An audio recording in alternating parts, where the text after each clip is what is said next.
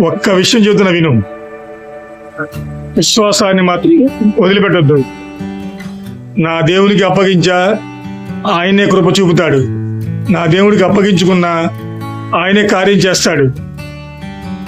నాకు చెప్పినవన్నీ నేను నమ్మకంగా చేసుకుంటూ పోతా.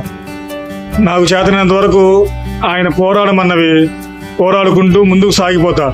మిగతాదంతా ఆయన చూసుకుంటాడు. నన్నైతే చేయవదలడు, నా వారిని చేయవదలడు అనే విశ్వాసం నువ్వు వదలొద్దు. నువ్వు వదలొద్దు, నేను వదలకూడదు. ఆయన అంత తేలిగ్గా మనల్ని చేయి వదిలేవాడు కాదు. ఏమో నన్ను చేయి వదిలేస్తాడేమో, నేను ఆయనకు నచ్చట్లేదేమో అని అనుకోవద్దు.